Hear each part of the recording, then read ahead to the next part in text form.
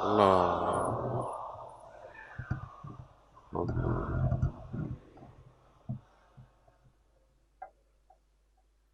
ایک سورہ فاتحہ 3 دفعہ سورہ توحید پڑھ کر تمام مومنین مومنات محرومین، تمام علماء، تمام شہداء، اپنے محرومین، بانیان مجلس کے محرومین، استاد شہید صفت جعفر، شہید سردار شہید عارف حسینی کے روح کو پڑھ کر بخش۔ بسم اللہ الرحمن الرحیم۔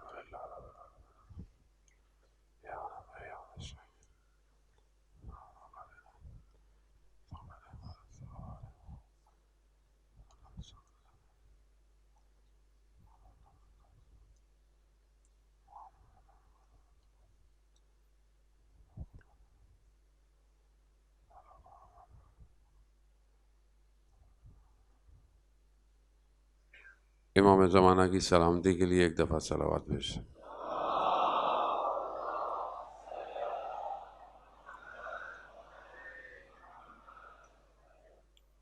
لا حول ولا قوة الا باللہ العلی العظیم۔ حسبنا اللہ ونعم الوکیل، نعم المولا ونعم النصیر۔ اعوذ باللہ من الشیطان الرجیم، بسم اللہ الرحمن الرحیم۔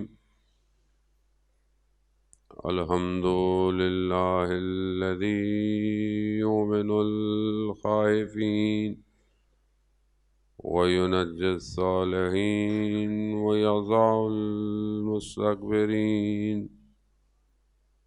ویہلک ملوکا ویستخلف آخرین۔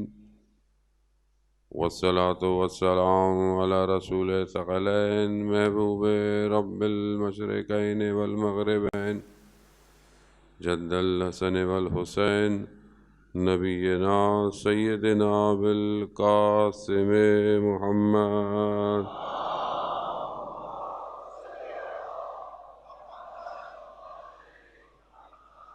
وعلى آلہ الطیبین الطاہرین المعصومین، لا سیما بقیت اللہ بالارضین، روحی وارواحنا لتراب مقدم الفدا، ولعنت اللہ علی اعدائهم اجمعین۔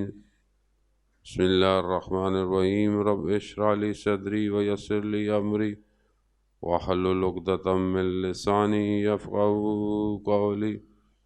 اما بعد فقد قال اللہ تبارک و تعالی فی کتاب الحکیم والقرآن المجید، وما خلقت الجن والانس الا لیعبدون۔ صلوات بھیج دیں محمد والا۔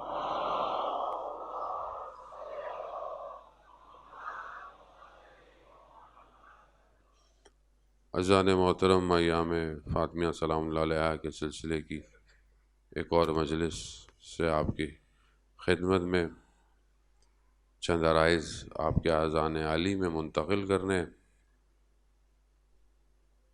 قرآن بہت ساری جگہوں کی گفتگو کرتا ہے مختلف صورتوں میں۔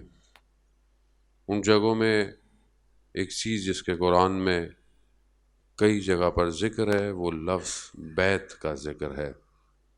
بیت قرآن میں اپنے مشتقات کے ساتھ، یعنی مختلف الفاظ کے ساتھ، بیوت اس کی جمع اور ملا کر 72 دفعہ قرآن میں بیت کا لفظ آیا ہے، جس میں سے کچھ جگہوں پر بیت اللہ یعنی خود اللہ کا گھر ہے، بیت عتیق ہے، اور اس کے علاوہ ایک بڑی تعداد بیت یعنی جس کا تعلق گھر سے ہے۔ قرآن بہت زیادہ گھر کے اوپر emphasize کرتا ہوا نظر آتا ہے۔ گھر کا ہونا در و دیوار سے نہیں ہے، گھر افراد سے تشکیل دیا جاتا ہے۔ افراد کے اوپر قرآن بہت زیادہ emphasize کر رہا ہے۔ گھر کے اندر جو دو چیزیں بہت زیادہ امپورٹنٹ ہیں وہ دو زوج ہیں، ایک جوڑا کہ جسے قرآن مختلف آیات میں مختلف طریقے سے بیان کر رہا ہے۔ پہلا انسان خود اپنی خلقت کی طرف نشاندہی کرانے کے لیے، اپنی نشانی بتانے کے لیے خود کہہ رہا ہے کہ میں نے تمہیں خلق کیا ہے زوج کی صورت میں۔ انسان کو خدا مخاطب کر کے کہہ رہا ہے کہ تمہاری ہی جنس سے میں نے تمہارے جوڑے کو خلق کیا ہے۔ یعنی یہاں جب خدا خلق اپنی اس مخلوق کی گفتگو کر رہا ہے تو خدا بہرحال دکھا رہا ہے کہ میں کتنا بڑا خالق ہوں کہ میں نے تمہیں یہ کیا ہے۔ اب جب وہ جس ایک وجود کو اس کے ساتھ کر رہا ہے تو پھر خدا آگے یہ کہہ رہا ہے کہ میں نے اس کو تمہارے لیے مایہ تسکین قرار دیا ہے، یعنی جو تمہارا پیر ہے، جو تمہارا ہم جنس مخالف جنس تمہارے ساتھ ہے، اب یہ امپورٹنٹ اس لیے ہے کہ اسی سے آگے انسانیت کی نسل نے چلنا ہے۔ اب یہ بہت زیادہ امپورٹنٹ ہے، جب جہاں پر بھی معاشرے میں جب ایک گفتگو ہوتی ہے تو معاشرے میں ان دو کردار بہت اہم ہے، ایک مرد اور ایک عورت، اور اسی کے اوپر بیس کرتے ہوئے معاشرہ آگے کی طرف فلوٹ کرتا ہے۔ اب ایک طرف قرآن کی گفتگو ہے اس بیت کے اوپر، ایک طرف ماڈرنائزیشن جسے ہم ظاہری طور پر ماڈرنائزیشن کہتے ہیں، یا یوں کہیں کہ بہرحال ویسٹرن فلاسفی جو ہے وہ بالکل اس کے اگینسٹ ہے۔ اگر آپ اس کو آہستہ آہستہ کم قرآن نے کہیں کوئی کمی نہیں چھوڑی ہے کہ ہمیں اس کی طرف نشاندہی کرے۔ کل بھی میں نے آپ کی خدمت میں خلاصتاً سا عرض کیا یا مقدماتی طور پر عرض کیا کہ کیوں آج اتنی زیادہ امپورٹنٹ ہے کہ ہمارا یہ ٹاپک جو ہے وہ ہماری گفتگو کا محور بنے۔ وہ کہ بیوی کی اگر گفتگو کرنا چاہیں تو بہت سارے ایسے محور ہیں، کیونکہ وہ شخصیت اتنی امپورٹنٹ ہے اور ایک ایسے مقام پر پروردگار نے انہیں قرار دیا ہے کہ کوئی چیز ان کی گفتگو کرتے ہوئے خالی نہیں ہے کہ آپ بولیں کہ کوئی موضوع کم رہ جائے گا اگر ہم ان کی گفتگو نہ کریں، نہیں، سارے موضوعوں پر ان کا احاطہ ہے۔ لیکن وہ جو پہلی چیز جسے قرآن بار بار فورس کر رہا ہے اور نظر بھی آ رہا ہے، یعنی بہت ساری چیزیں جو ہوتی ہیں وہ بٹوین دا لائن سمجھنی پڑتی ہیں، ساری چیزیں لائنوں میں لکھی ہوئی نہیں ہوتی ہیں۔ بہت زور دے رہا ہے قرآن جب ذکر کر رہا ہے سورہ تحریم کے اندر، حضرت آدم کا ذکر ہے، حضرت نوح کا ذکر ہے، حضرت لوط کا ذکر ہے، گھر کا ذکر کر رہا ہے پروردگار۔ کچھ پروبیبلٹیز یا کچھ پیر ہیں جس کو خدا کہہ رہا ہے۔ خدا قرآن میں سورہ تحریم کے اندر کچھ آیتوں میں پروردگار کہتا ہے کہ اچھا مرد بری عورت، حضرت لوط اور ان کی زوجہ، خوب مرد اچھا ہے، خاتون بری ہے۔ وہ خدا قرآن میں آخر میں کہہ رہا ہے خوب یہ جہنم میں جائیں گے، ظالمین میں سے ہیں۔ اچھی خاتون، برا مرد، یا ایھا الذین آمنوا، خدا قرآن میں کہہ رہا ہے ضرب اللہ، میں مثال دے رہا ہوں کس کی؟ وہ لوگ جو ایمان لائے ان کے لیے۔ کس کی؟ امرأۃ فرعون، فرعون کی زوجہ کیا ہے؟ وہ اچھی خاتون ہے، فرعون کیا ہے؟ وہ برا مرد ہے۔ اب یہاں خاتون اچھی ہو گئی، یہاں مرد برا ہے۔ اب کیا کہہ رہی ہیں وہ؟ قرآن کی آیت پر کہہ رہی ہیں کہ پروردگار میرے لیے جنت میں گھر قرار دے۔ اللہ اکبر، تقاضا دیکھیں آپ توحید پرستی کا۔ کہاں ہے فرعون کے گھر میں؟ مگر خاتون۔ اب اسی طرح جو ہے وہ اچھے مرد اور اچھی خاتون۔ خدا سورہ رحمان کے اندر جب وہ مرج البحران کا ذکر کر رہا ہے تو امام جعفر صادق علیہ السلام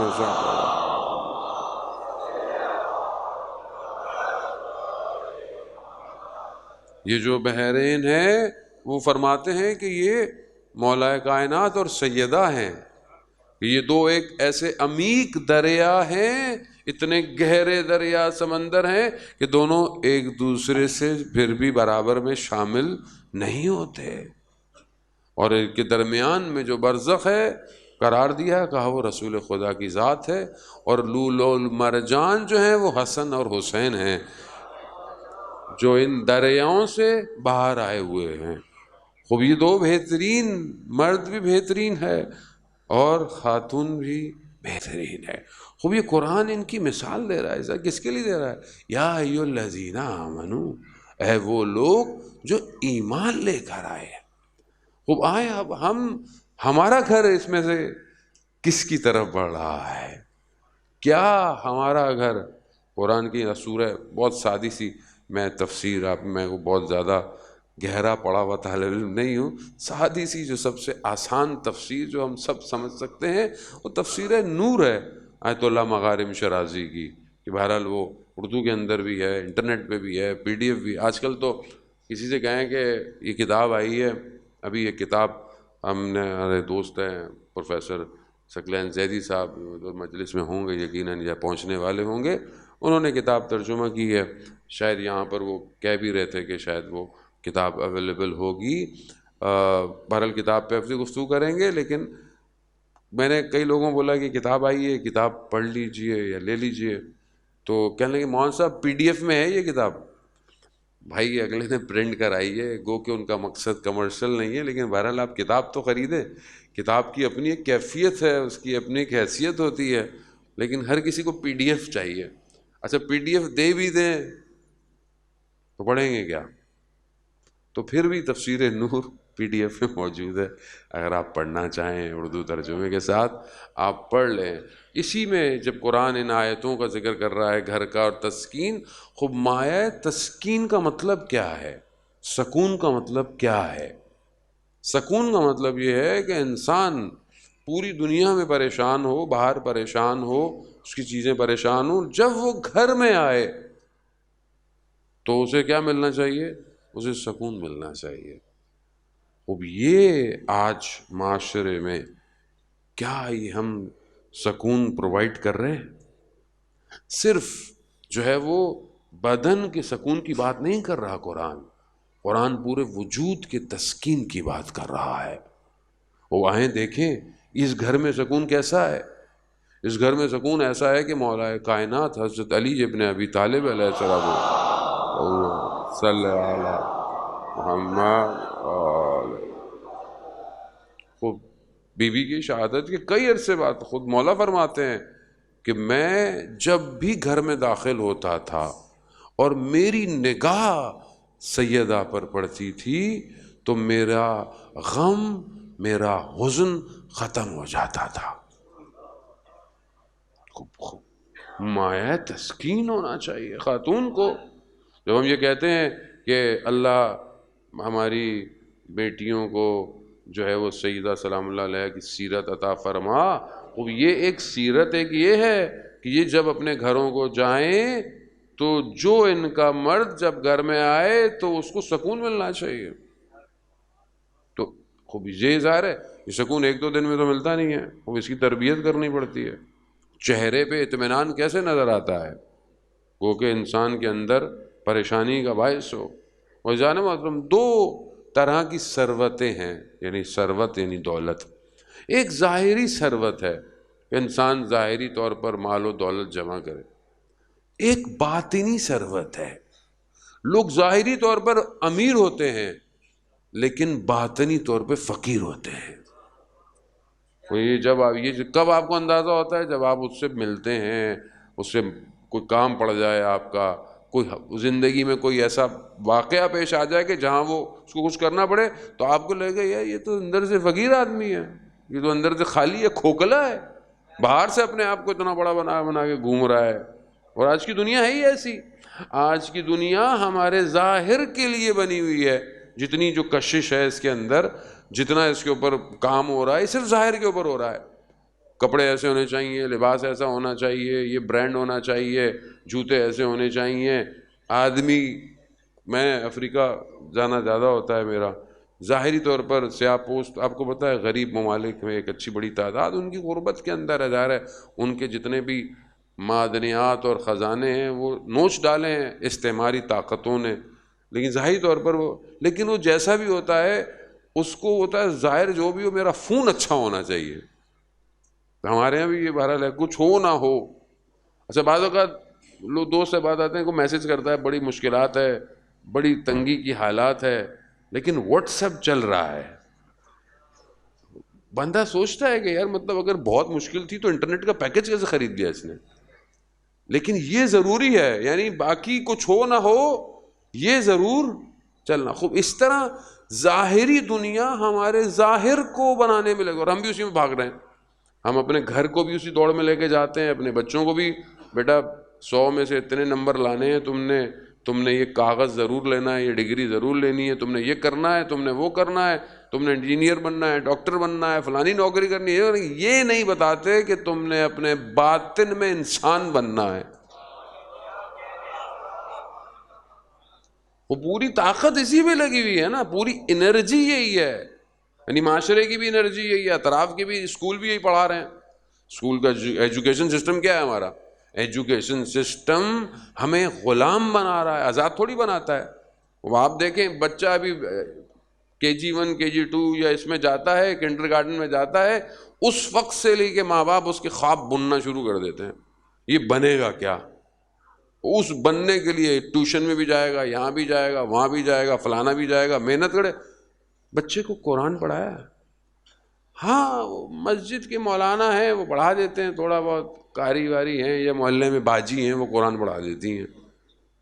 بھائی کچھ ہدیہ ٹیوشن ایک کورس کا جو ہے وہ لیول کے 25 ہزار فیس دیں گے، اور وہ جو قرآن پڑھا رہا ہے اس کو 500 روپے بڑی مشکل سے نکلیں گے 2 مہینے کے بعد. تو کہاں جا رہے ہیں ہم؟ یعنی کیا جب آپ خود یہ کر رہے ہیں اس کے ساتھ، تو کل کو اگر وہ آپ کو اپنے گھر سے نکال دیتا ہے پھر آپ اولڈ ہاؤس میں چلے جاتے ہیں. وہ بھی شکر ہے JDC نے کچھ بنا لی ہیں، ورنہ وہ بھی ہمارے یہاں اتنا کانسیپٹ نہیں تھا. تو پھر آپ بولتے ہیں ہمارے بچے کے ساتھ کیا ہوا، ہمارے ساتھ کیا ہوا. آپ نے اس کو مادہ پرست بڑھایا ہے. یہ مادہ پرست بن کر یہ انفاق کرے گا، یہ اپنی اللہ کی راہ میں اپنی جان دے گا؟ نہیں دے گا. اور یہ ہے سسٹم، دنیا اس سسٹم کی طرف لے کے جا رہی ہے. قرآن کس سسٹم کی طرف لے کے جا رہا ہے؟ کیسی تربیت ہے کہ سائل آیا لینے کے لیے، امام نے دروازے کے پیچھے سے لیا. کہا مولا آپ نے سامنے کیوں نہیں دیا؟ کہا میں اس کی آنکھوں میں شرمندگی نہیں دیکھنا چاہتا تھا. خوب یہ تربیت ہے نا، تربیت. گھر اس طرف ڈرائیو ہو. اب یہ جو سکون ہے، یہ جو اطمینان ہے، اس کے لیے پہلی چیز آپ کا اپنا ایمان ہے. اگر آپ کا ایمان نہیں ہے آخرت کی طرف، خدا کے اوپر آپ کا عقیدہ توحید مضبوط نہیں ہے، تو آپ کیسے ایک ایسے بچے کی تربیت کریں گے کہ جس کے اپنے وجود میں اطمینان پایا جاتا ہو؟ خود زندگی میں مشکلات ہیں، زندگی میں مشکلات ہوں گی اور زندگی میں مشکلات آتی رہیں گی، مگر یہ کہاں کھڑا ہو پائے گا اپنی اس تربیت کے بلبوتے پر کہ جہاں پر یہ صبر کرے، جہاں پر یہ مقاومت دکھائے. قرآن حضرت ابراہیم علیہ السلام کے بارے میں جب گفتگو فرما رہا ہے تو قرآن حضرت ابراہیم کو مہاجر اللہ کہہ کر پکار رہا ہے. مہاجر میں اور مسافر میں فرق ہے. بہت گہری اور فلسفی گفتگو نہیں کروں گا، سادی سی. مسافر جو ہوتا ہے وہ جب نکلتا ہے تو سفر اس کا اچھا بھی ہو سکتا ہے، سفر اس کا برا بھی ہو سکتا ہے، اور اگر اس کو زیادہ پریشانی ہو جائے تو مسافر جلدی پلٹ آتا ہے. اور بہرحال جتنا بھی اس کا سفر ہو ایک دن اسے واپس اپنے گھر کی طرف آنا ہے. لیکن جو ہجرت کرتا ہے وہ پلٹتا نہیں ہے، اور جو اللہ کی طرف ہجرت کر لے وہ بالکل بھی نہیں پلٹتا. تو ہم ہیں ابھی بہت اچھے ہیں، اللہ اللہ اور یہ سب، جہاں مشکل پڑی، جہاں پریشانی آئی، جہاں نوکری چلی گئی، جہاں تنگ دستی ہو گئی، کوئی مشکل آ گئی، خدا حافظ اللہ، ادھر بھاگے ادھر بھاگے، یہ کام وہ کام، یہ کام وہ کام. جبکہ آتش نمرود اتنی سخت تھی کہ حضرت ابراہیم علیہ السلام کو اس میں جھونکنے کے لیے جو ہے وہ باقاعدہ منجیک بنائی گئی. اس لمحے میں حضرت جبرائیل آئے. کہا ابراہیم کوئی حاجت ہے؟ کہا لا، کوئی حاجت نہیں ہے. حاجت اس سے ہے جو مجھے جانتا ہے. کیوں؟ بھائی مشکل میں ہے، وہ بھی اللہ کے ملائکہ آئے ہوئے ہیں. جب اس کی طرف ابراہیم نکل گیا تو خلیل اللہ ہے، بس پھر پلٹے گا نہیں ابراہیم. تبھی تو خدا جو ہے وہ کہہ رہا ہے کہ آگ کو جو ہے وہ ٹھنڈا اور سلامتی کی بنا دیا. خدا، حضرت ابراہیم جانتے ہیں خدا چاہے تو آگ سے اس کی حاکمیت چھین سکتا ہے. آگ کی حاکمیت کیا ہے؟ جلانا. ورنہ اگر آگ جلائے نہیں تو آج کل جو آرٹیفیشل آگ نہیں ہو رہی ہوتی، جلنی لگی ہوئی ہوتی ہے، آپ یوں بھی کرتے رہتے ہو تو آگ جلی، کچھ نہیں، آگ ہی نہیں ہے وہ. خدا اس کی حاکمیت چھین لیتا. کیوں؟ مہاجر اللہ ہے. یہ مہاجر اللہ ہے تو یہ اطمینان قلب پائے گا. خوب قیمت دینی پڑتی ہے. جب کہہ دیا لا الہ الا اللہ، مشکل آئے گی، مشکل آئے گی. یعنی جو خاتون اپنی شادی کا نیا لباس دے دے، اپنی چادر، یعنی حضرت ایک اور مقام میں جو میں نے کل آپ کی خدمت میں روایت بیان کی کہ جب اپنی ایک چادر جو ہے وہ حضرت سلیمان فارسی کو دی کہ اس کو رکھوا کر کچھ لو، جب حضرت سلیمان فارسی نے چادر دیکھی تو 12 جگہ اس پر جو ہے وہ پیوند لگے ہوئے تھے. حضرت سلیمان پکڑ کر گریہ کرنے لگ گئے. کیوں؟ کیونکہ انہوں نے ایران کے بادشاہوں کی بیٹیوں کا جاہو جلال دیکھا ہوا تھا، اور یہاں عرب کا بادشاہ، یہاں محبوب کبریا کی بیٹی کی چادر 12 جگہ سے وصل ہوئی ہے. جو یہ دے دے، اپنا سب کچھ دے دے، اسے زمین کے ٹکڑے کی ضرورت ہوگی نہیں، مگر امتحان تھا. وہ امتحان مہاجر اللہ ہے. امتحان دینا پڑتا ہے جان موت، آسان نہیں ہے. ہوبائے ہم دیکھیں، ہم اپنے گھروں کو کیا ہم اپنے فرزندان کی یہ تربیت کر رہے ہیں. جان محترم آج یہ مسئلہ بہت اساسی اور بہت زیادہ ضروری مسئلہ ہے. آج ہم جہاں اتنے مسائل کی گفتگو کرتے ہیں کہ یہ مسئلہ ہے وہ مسئلہ ہے، دیکھیں دشمن کو سمجھنے کی کوشش کریں. اسلام بغیر دشمن شناسی کے مکمل نہیں ہو سکتا. کیسے ہو سکتا ہے کہ جب قرآن بار بار آپ کو یہ کہہ بھی رہا ہے، مختلف کہہ رہا ہے کہ تمہارا سخت ترین دشمن جو ہے وہ ابلیس ہے. ابلیس تمہارا دشمن، کیسے تمہیں چھوڑ دے گا؟ اب کوئی ہمیں بولے کہ آپ ایسی مجلس پڑھیں گے جس سے سب آپ کو اچھا، سب آپ کو پسند کریں، کیسے ہو سکتا ہے؟ سب آپ کو ایک طبقہ پسند کرے گا، ایک طبقہ پسند نہیں کرے گا آپ کو. اور خاص طور پہ جو اسلام کا دشمن ہو وہ آپ سے راضی نہیں ہونا چاہیے. آپ کوئی تو ایسی بات کریں کہ دشمن کو پتہ چلے کہ آپ دشمن شناس ہیں، وہ ہم میٹھی میٹھی باتیں کرتے رہیں اور کوئی ایسی بات ہی نہ کریں تو خوب ظاہر ہے آپ سے ہر کوئی راضی ہے. آپ کو اس کا مطلب ہے کہ میں پھر صحیح طرف متوجہ نہیں ہوں. دشمن سو نہیں رہا جان محترم. دشمن جس طرح معاشرے میں نفوذ کر چکا ہے، گھس گیا ہے، میں اس کا اندازہ نہیں ہے. اور دشمن جانتا ہے کہ ایک معاشرے کو توڑنا کیسے ہے. ہمیں اوپر اوپر آپس میں لڑوا کر، سنی کو شیعہ سے، ایک زبان والے کو دوسرے زبان سے، ایک صوبے کو دوسرے صوبے سے، ایک سیاسی جماعت کو دوسری سیاسی جماعت سے، خوب یہ سب ڈرامہ ہے. یہ سب آپ کی اٹینشن کو ڈائیورٹ کرنا ہے. آپ مشغول رہیں ان باتوں میں. مثال کے طور آپ نے گھر سے باہر نکلیں اور آپ کا روز گلی کے باہر ایک گڑھا کھودا ہوا ہو تو آپ ہر وقت اسی کو مطلب تنگ آ جائیں گے. آپ اسی کو، اور ہر وقت آپ اسی کی ٹینشن میں رہیں گے، یہ کب بنے گا، ابھی پھر گاڑی اندر چلی گئی، پھر یہ ہو گیا. یعنی آپ بھی اسی میں بزی ہیں، جبکہ آپ کے محلے میں کوئی ایک ایسا کام ہو رہا ہو جس سے آپ کی توجہ کو ہٹانا کا کام ہو. معاشرہ ایسی ہی ہے. میڈیا یہ بہت پلانڈ میڈیا ہے. یہ میڈیا اتنا پلانڈ ہے کہ اسے پتا ہے کہ کون سے معاشرے میں کون سی چیز انسرٹ کرنی ہے, اور ایک دو دن سے نہیں کرتے, اس لانگ پلاننگ ہے اس کی. آج آپ خود ویسٹرنائزیشن کو دیکھ لیں, سنگل پیرنٹنگ, سنگل پیرنٹ, آپ کارٹون میں دیکھیں, آپ موویز میں دیکھیں, آپ جو ہے وہ نیٹ فلکس کے سیزن میں دیکھیں, آپ پرائم میں چلے جائیں, آپ کسی میں چلے جائیں, آپ کو کیا نا ایک سنگل پیرنٹنگ کا کانسیپٹ ڈال دیا ہے کہ صرف ایک ہی ہے, یا باپ ہے یا ماں ہے. خوب یعنی کیا, یعنی خانوادہ نہیں ہے, یعنی گھر نہیں ہے. وہ یہی چیز آہستہ آہستہ آپ کے درمیان میں ہٹ ڈالی جا رہی ہے آہستہ آہستہ, تاکہ جو اساس ہے جس کی بیس پر کوئی بھی دین قائم ہے وہ گھر ہے. گھر بریک ہو جائے, ایک گھر نہ رہے. دشمن یہی چاہتا ہے.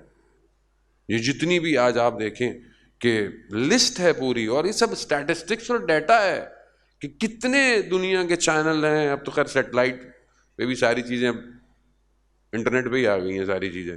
وہ ان میں سے کتنے ایسے کام ہیں جو ایجوکیشن پر ہیں, جو نالج بیسڈ ہیں, اور کتنے اتنے ہیں جو فساد اخلاقی ہیں, جو مشکلات ہیں آپ دیکھیں بھرے ہوئے ہیں. اور خود ان کے اپنے ممالک میں جائیں تو ہر چیز پیڈ ہے, یعنی ہر چیز آپ کو پیسے لے کر دیکھنی, ورنہ چند چیزیں فری میں, باقی سب آپ کو پیسے دینا.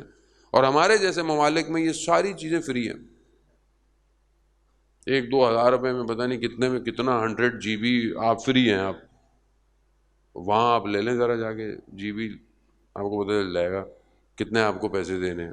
ہر جگہ بہرحال قیمت ہے, انٹرنیٹ کو کہ وہاں زیادہ فاسٹ ہوگا, لیکن ہمارے یہاں ہر چیز بہت سستی. کیوں سستی ہے؟ تاکہ یہ برباد ہو جائے.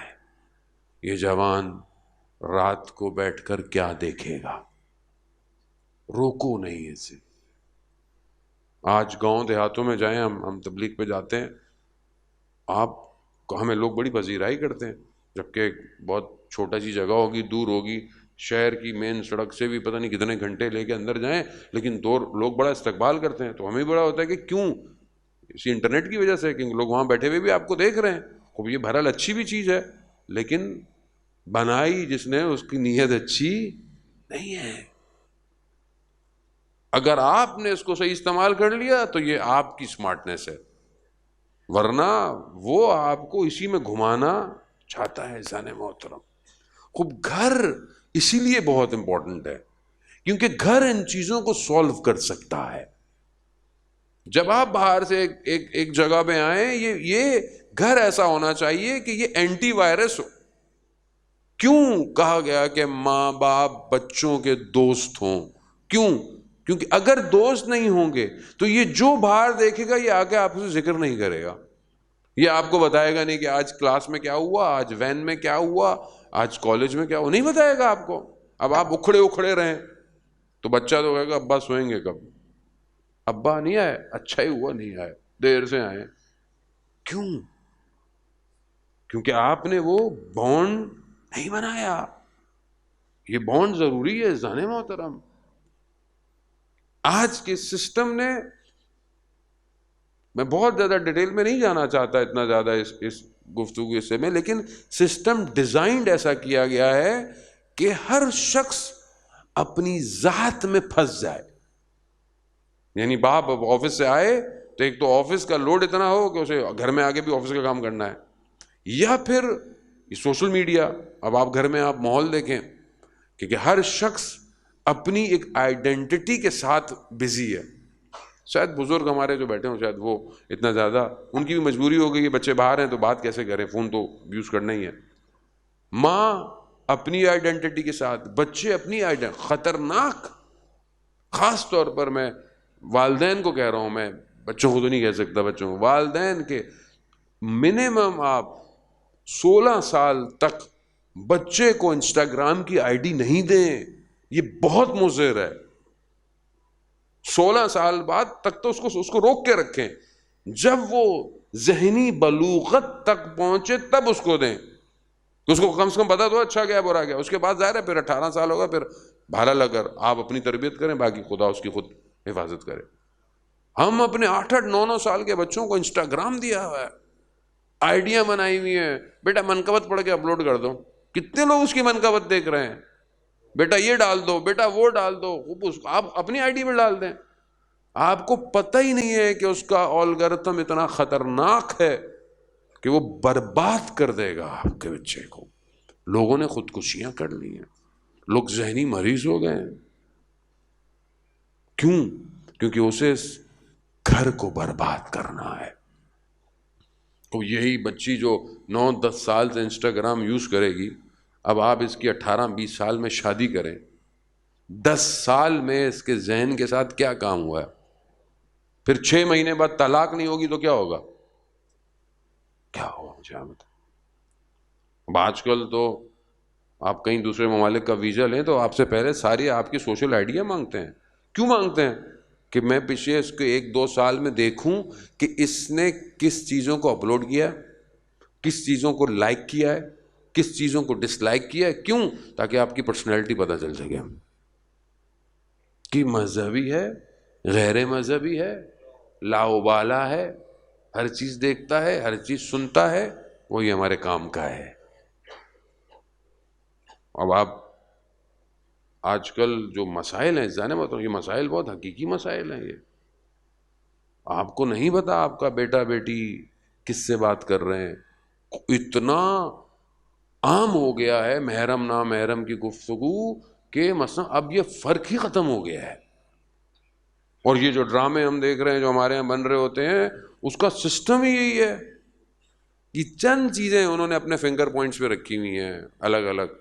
یہ پورا ایجنڈا ہے. رائٹر کون ہے، ڈائریکٹر کون ہے، پروڈیوسر کون ہے، کون پیسے دے گا. یہ جو فلم ابھی پچھلے دنوں ہمارے یہاں پاکستان میں بین ہوئی اور اتنا پریشر ڈال کر اس کو ہٹا دیا گیا، اس کی فنڈنگ کس نے کی ہے اس پوری فلم کی؟ جائیں آپ جا کے پڑھیں پیسہ کہاں سے آیا ہے، اصل پروڈیوسر کون ہے اس فلم کا، اس کے پیچھے ایجنڈا کیا ہے. اب یہ چیزیں معاشرے میں نفوذ کر رہی ہیں، آپ کو کسی اور طرف لے کے جایا جا رہا ہے. اور جب بیس ہل جائے تو یہ مقاومت نہیں دکھائے گا. اصل یہی ہے مسئلہ. ہم اس طرف بڑے ہیں ذہن محترم. کیوں؟ ہمارے تفکر سے دنیا ڈرتی ہے. کیوں ڈرتی ہے؟ ہماری مجلسوں سے جان جاتی ہے لوگوں کی. کیوں؟ کیونکہ یہ ہر سال ان بچوں کا ذکر کرتے ہیں جو کہ گودوں میں بھی تھے، جو 13 سال کے بھی تھے. جب ان سے پوچھا موت تمہارے لیے کیا ہے تو کہا احلی من العسل، موت ہمارے لیے شہد سے بھی زیادہ میٹھی ہے. ان کو خوف یہ ہے کہ یہ جو اتنا ان کا ذکر کرتے ہیں، یہ ان کے جوان اسی بچوں کو پیروی کریں گے. خوف یہی ہے. اس لیے تو آپ دیکھیں نا کہ ہماری مجلس عزاداری مطلب کمرشلائز ہو گئی ہے. ہر چیز نے اپنی ظاہری شکل بدل لی ہے. آپ کے سامنے ہے ساری چیزیں، کہنے کی ضرورت نہیں ہے. ہر چیز اندر نفوذ، اصل جو روح ہے ہم اس کو آہستہ آہستہ آہستہ آہستہ اس سے دور ہو رہے ہیں. اور ہم خود ہو رہے ہیں. ہم دوسروں کو کیا کہیں، ہم خود جو ہے وہ ایک عجیب چیزوں کا شکار ہو گئے ہیں. کیوں؟ کیونکہ اصل رہے گا تو یہ کبھی خراب نہیں ہوں گے. اس لیے اذان محترم کربلا میں مولا ہر کردار کو لے کے گئے تھے تاکہ آپ کو بتایا جائے کہ اسلام کی بقا کے لیے ہر شخص امپورٹنٹ ہے. وہ مائیں جو کربلا کے اندر ہیں، آپ ان کا کردار دیکھیں. آپ آج کی ماں اپنے آپ کو اگر دیکھنا چاہتی ہے تو کربلا کی ماؤں کے ساتھ دیکھیں کہ وہ کہاں کھڑی ہوئی ہے. آج ٹھیک ہے، برا نہیں ہے، آپ اپنے بیٹے کو اچھا پڑھائیں، کھلائیں، پہنائیں، اس کو ہر جگہ ہر کام کریں، بٹ آپ دیکھیں تو صحیح کہ آپ کا ہدف اپنے بچے کے ساتھ کیا ہے. وہاں شب عاشورہ ماں جو ہے وہ دیکھ رہی ہے بیٹا صبح دیر نہیں کرنا. کیوں؟ امام ہے، امام کو چھوڑنا نہیں ہے، امام سے پیچھے نہیں، امام پر اپنی جان قربان کرنی ہے. یعنی ہم بعض روایات سنتے ہیں مقاتل کے اندر، ہمارے یہاں بہت زیادہ رائج نہیں ہے. امام حسن مجتبیٰ علیہ الصلوۃ والسلام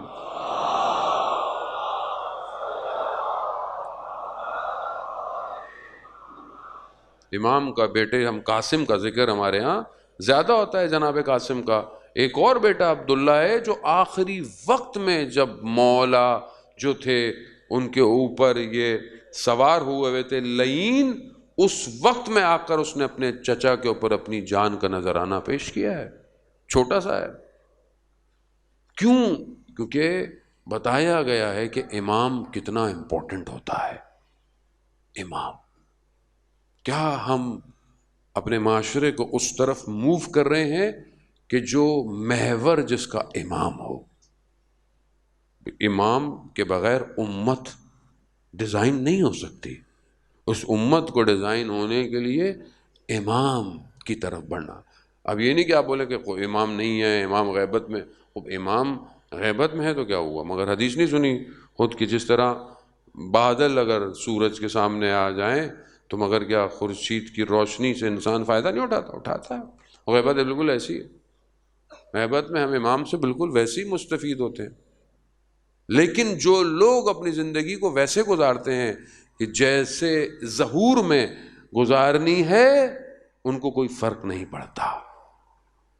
تو کیا ہم ذہنی طور پر امام کے لیے تیار ہیں؟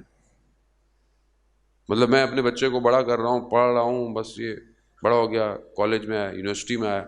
ابھی بچے تو آج کل باہر بہت جا رہے ہیں، ویزے کھلے ہوئے ہیں آج کل کافی، اسکالرشپ تو یہ تو وہ، باہر جائے، کیوں جا رہا ہے؟ اچھی بات ہے، پڑھے، بری بات نہیں ہے، لیکن کیا اس کی اس پوری پلاننگ میں نے یہ چپ اس کے ذہن میں ڈالی ہے کہ بیٹا کہیں پہ بھی ہو، امام کا ظہور ہو تو پھر آپ نے کیا کرنا ہے؟ یہ تربیت کون کرے گا؟ مجھے آپ بتائیں۔ یہ مجلس میں نہیں ہوگی تو کہاں ہوگی؟ یہ گھر میں نہیں ہوگی تو کہاں ہوگی؟ کیا میں اپنے بچوں کو سونے سے پہلے دعائے سلامتی امام زمانہ کی تلقین کرتا ہوں کہ بیٹا امام زمانہ کی سلامتی کی دعا پڑھ کے سو؟ وہ تو رائمز لگا کے، وہ تو ہینڈ فری لگا کے جو ہے وہ پتہ نہیں کیا سن رہا ہے۔ صبح اٹھتے وقت میں اس کو بولتا ہوں بیٹا اٹھو، امام کو سلام کرو۔ دعائے عہد پابندی سے میرے گھر میں پڑھی جاتی ہے۔ میں تو خود اپنے بیٹے کو اتنی محنت کر رہا بھائی تھوڑی سی دعائے عہد بھی پڑھ لیں، اتنے بڑے ہو گئے کہ بندہ زبردستی بھی نہیں کر سکتا۔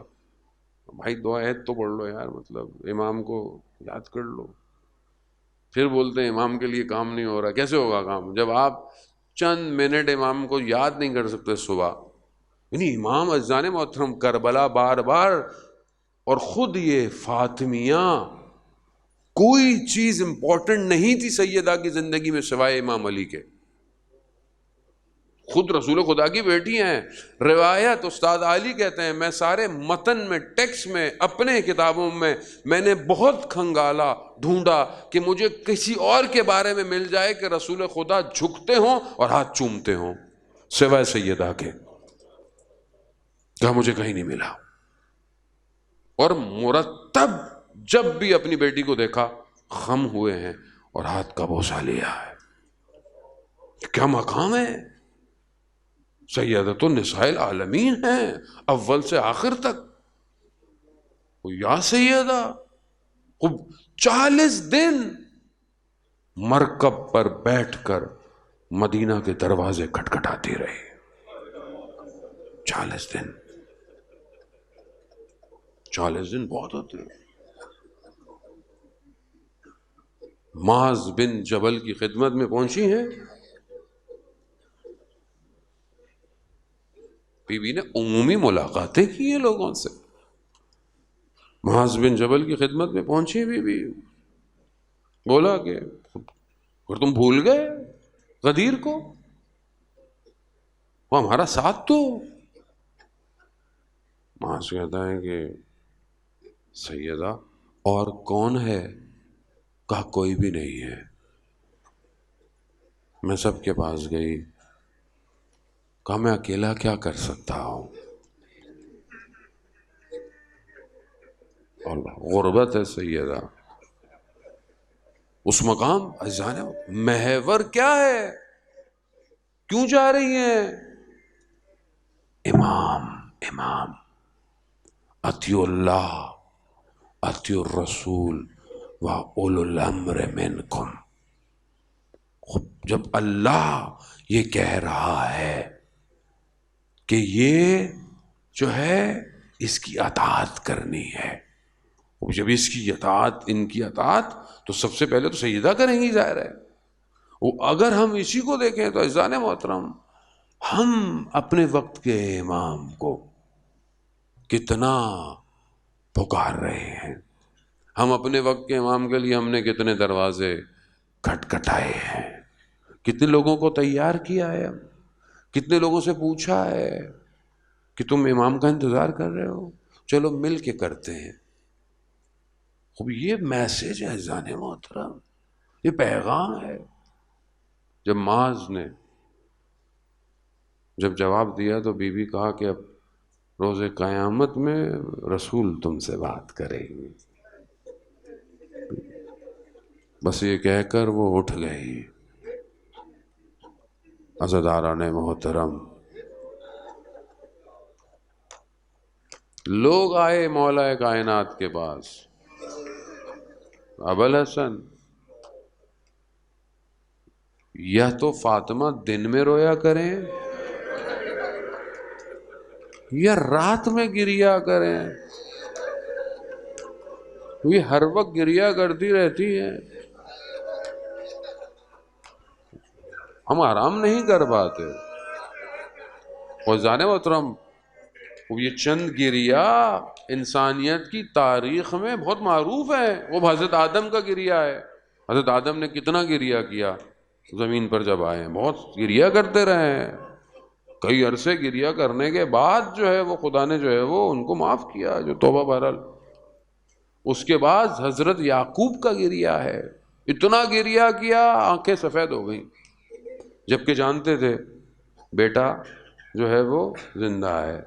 خود حضرت یوسف کا اپنا گریا، اور خود امام سجاد کا گریا. 34-35 سال میرا امام گریا کرتا. لیکن سب سے سخت مصیبت جس کے لیے روایت یہ کہتی ہے کہ یہ مشکل اگر کہیں اور پڑتی تو وہ تاریکیوں میں بدل جاتے. یہ مشکل سیدہ کی ہے، ہم اس کو درک نہیں کر سکتے عزیزان محترم. ہمارے لیے وہ امکان نہیں ہے کہ اس کو درک کریں. اور وہ مظلومیت مولا کائنات کی، کہ اس سے بڑی کوئی مظلومیت ہو نہیں سکتی. جب یہ کہا، مولا گھر پر آئے، مولا نے کہا بی بی سے کہ ایسے ایسے لوگ مدینہ کے مجھے کہہ رہے ہیں. بی بی نے کہا کہ میں اپنے گریے کو نہیں ختم کر سکتی، اور بس میرے وقت کم ہے، میں جب تک اپنے بابا سے نہیں ملوں گی میرا گریہ ختم. امام نے مدینہ سے باہر کی طرف ایک بیت بنا کے دیا، ایک گھر، اسے بیت الحزن کہتے ہیں.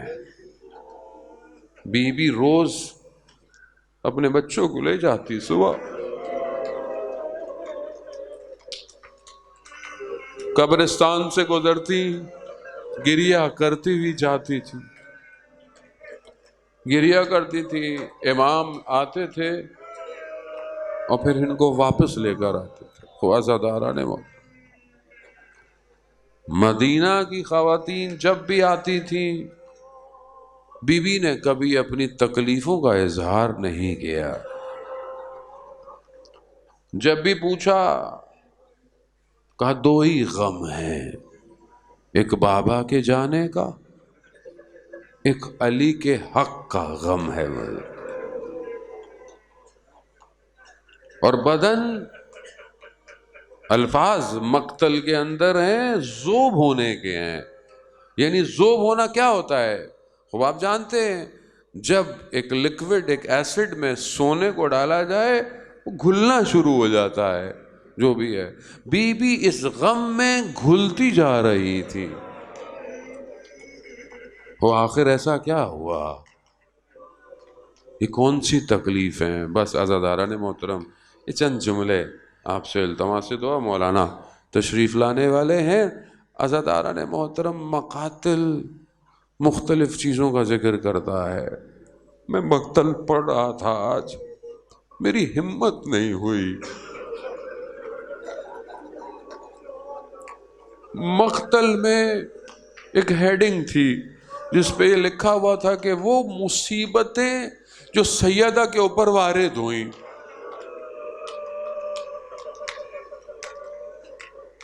اس میں ایک ایک کر کے لکھا ہوا ہے کس نے کہاں کہاں مارا۔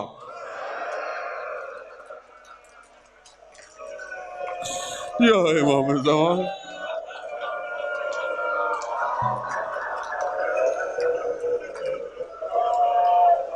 اور یہ سب اجر، خدا آپ کو اس کا اجر دے، سیدہ راضی ہوں آپ سے۔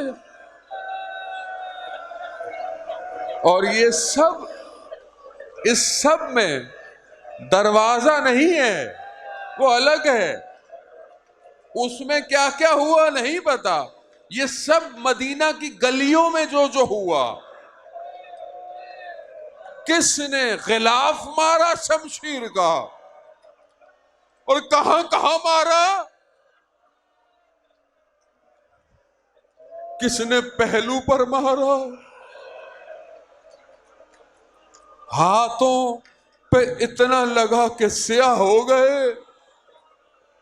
بس مجھ سے پڑھا نہیں گیا، میں نے چھوڑ دیا مقتل، میری ہمت نہیں ہوئی کہ میں اس تکلیف کو خود پڑھ نہیں پایا۔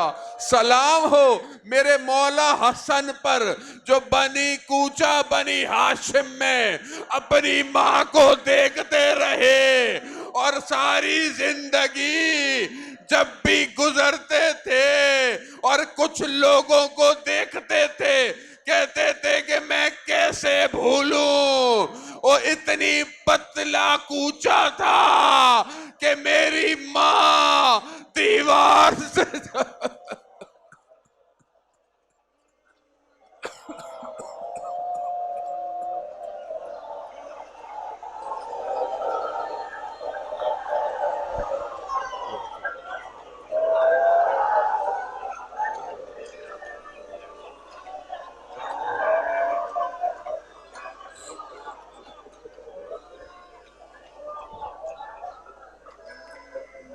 الا لعنت اللہ علی القوم الظالمین وسیعلم الذین ظلموا ای منقلب ینقلبون۔ پروردگار ان بہتے ہوئے آنسوؤں کا واسطہ امام زمانہ کے ظہور میں تعجیل عطا فرما، ہمیں ان کے ناصروں، ان کے مددگاروں میں شمار فرما۔